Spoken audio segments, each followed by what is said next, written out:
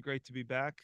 We've had a good 2-week balance of rest and recovery, and also some really hard work from the guys. Got to integrate some younger academy guys into the group last week, which was nice to see a lot of them up close, and reward them for the great things that they've done now winning the GA Cup. But overall, again, a good week of training, a good week of preparation for a really strong opponent. A Salt Lake team that's playing very well. Because of the bye week, I was able to actually go to Chicago and scout them live, which was nice. I had my son Miles with me too, so my sidekick scout, and you saw some really impressive things from a really, really organized, tough team to play against in Salt Lake. A great performance. I think it starts with their leader, Pablo Mastroeni, an incredible coach. And I think a lot of people talk about, the passion that Pablo has, the great leadership skills that he has, the emotion he showed as a player on the field, and all those things are true. But I think sometimes what gets lost is, and if you go through each of his games this year, some of the moves he's made in games, the tactical adjustments he's made, even as recently as last week in Chicago, having to play with basically two outside backs as center backs, and still sticking to the way that they play and their style, and winning 4-0 on the road, was quite impressive. So a guy that I think everybody knows how good of a coach he is, but maybe doesn't get the credit that he deserves, because he has a really, really strong team and does a great job. So really tough test, a top team in the Western Conference this year for me, in Salt Lake. We know we have a real challenge ahead of us, but at the same time in Subaru Park, we do some things pretty well also. They're a very, physical team, but also really passes the ball well. So we'll have to do a good job trying to disrupt that as best we can. You have to be, ruthless in our transition moments and try and finish plays off, because they don't give up much. So it'll be again a really tough test for us, and the start to a busy stretch against two good Western Conference opponents in Salt Lake, and then quick turnaround for Seattle. So everybody needs to be ready. We're excited to be back home, and we look forward to this challenge. Thanks, Jim. Jonathan Tannewald. Thanks, Nico. Jim, how's Andre Blake at the moment, and how's Michael? All right, man. Yeah, good. Credit to Andre and the medical staff. They've worked really, really hard the last 2 weeks. Andre was able to train fully today. We'll have to see how his body responds to that. We'll probably meet in about 20 minutes from now and see exactly where he's at. But everything looked like Andre today, which was really good. So again, we'll have to make a decision. Other than that, injury-wise, Damian Lowe took a knock to his ankle. He'll be kind of a game time decision. But other than that, we're fully healthy. Leon Flock fully joined the group just to cover all the injury front. That kind of should check all those boxes. Other than that, everybody's excited again to get back on the field. Joe Tanzi. Go ahead, Jonathan. Sorry. I was saying, how is the team psychologically, not just health-wise, after what is a pretty long break by regular season standards? Yeah, the breaks are tricky because we haven't been beaten yet. So you maybe want to keep the momentum going, but I think it came at a good time for us. We played a lot of road games and a lot of travel, as you guys know, if you include the Champions League as well. And now got to recover, gave the guys a good balance of recovery and some hard work as well. And we still have a lot we can improve on. So happy with where we're at, but we know there's another level that we have to go to, and it's a really long season. So yeah, I think the first 15 minutes, Jonathan, in these games off of breaks is really critical. We've stressed that to our guys to get the crowd into the game early, be sharp, because you're playing as confident a team as there is in our league. They're playing really well. Like I said, Pablo has done a great job with them, and we expect a really tough test. But yeah, that start will be critical off of a long break, and we've stressed that to the guys. Joe Tanzi. Excuse me. Hey, Jim, how are you? Hi. You have this stretch now from Saturday on to when you lose these guys, starting with these tournaments in the summer. How important is it now to really pack in the points and make sure you have a little bit of a buffer zone when you do start losing these guys to the tournaments this summer?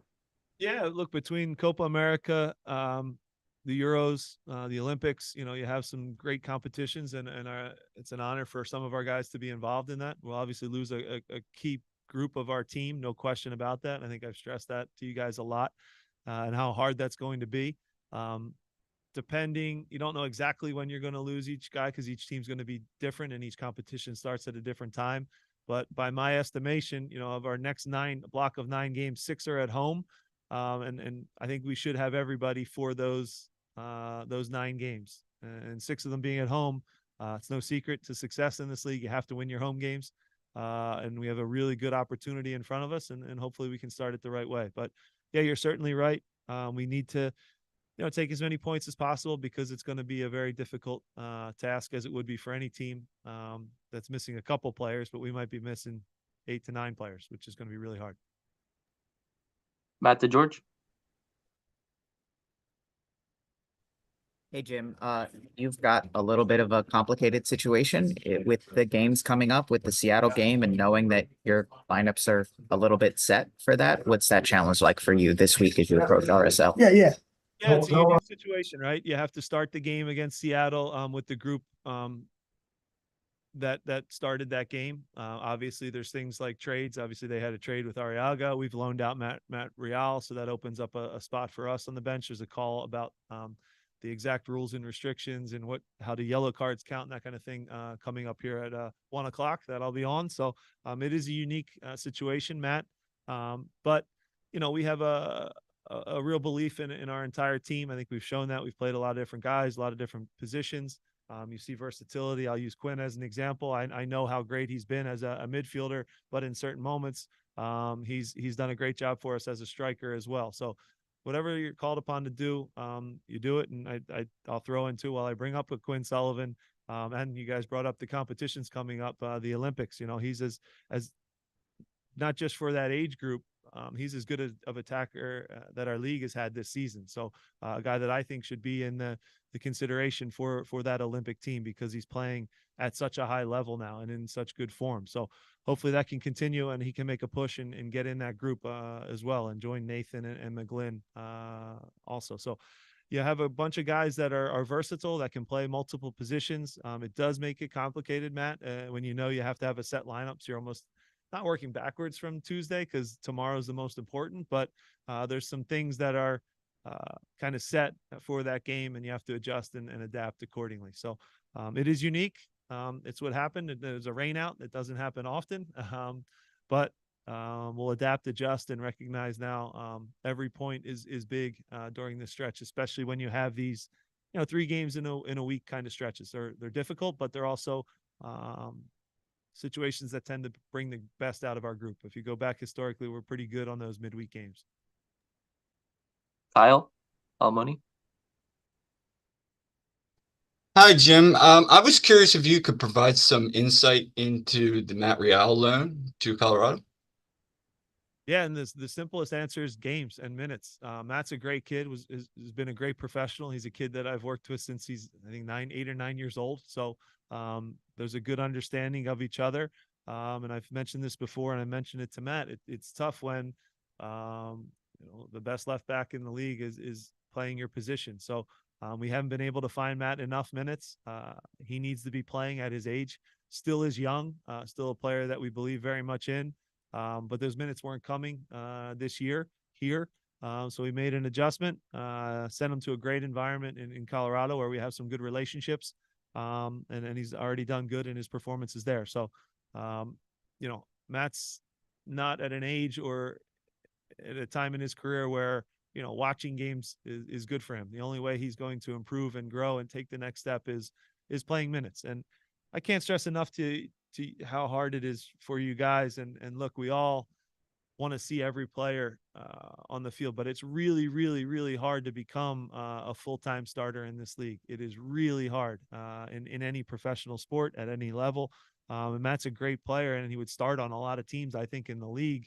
But our decisions here have been ones that have gone against him. So we'll try to adapt, adjust, and get him as many minutes as possible. Jillian Almoni. Hi, Jim.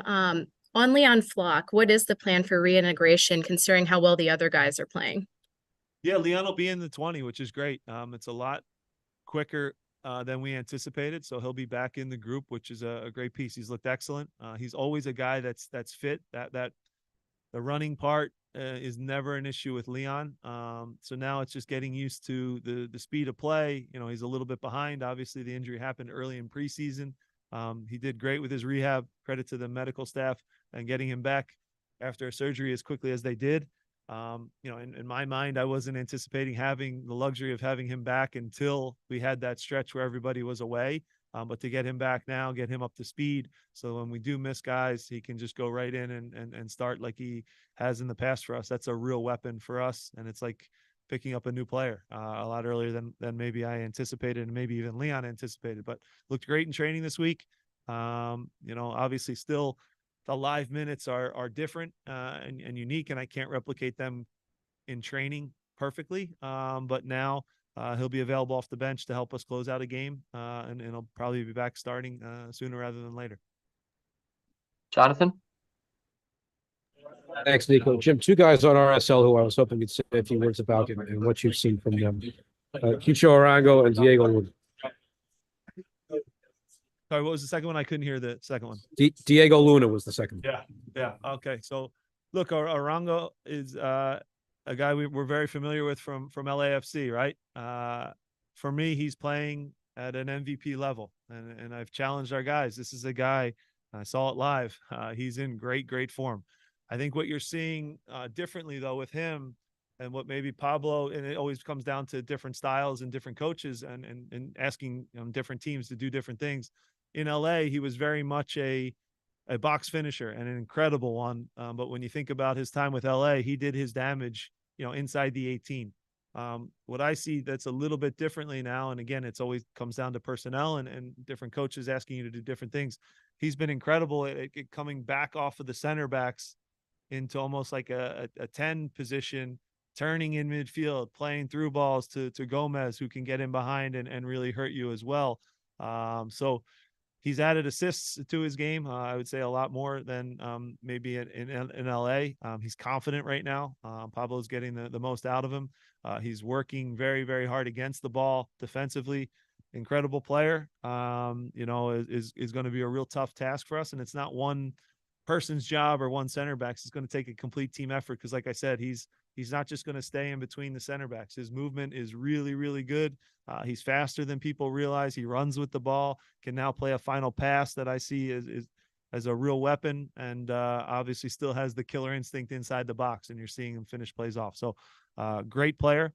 Luna, for me, when you talk about Luna, you know, I've seen him now for a little while. I've seen him play with Jack McGlynn, and I see those guys as, you know, players that have a different kind of soccer IQ, right? They see the game differently than everybody else, and sometimes they probably get frustrated because they see a pass that maybe nobody else sees, and they're special individuals. So I haven't ever worked with him, so I don't want to talk about Pablo's player too much, but what I've seen is a really talented kid that has taken big steps forward.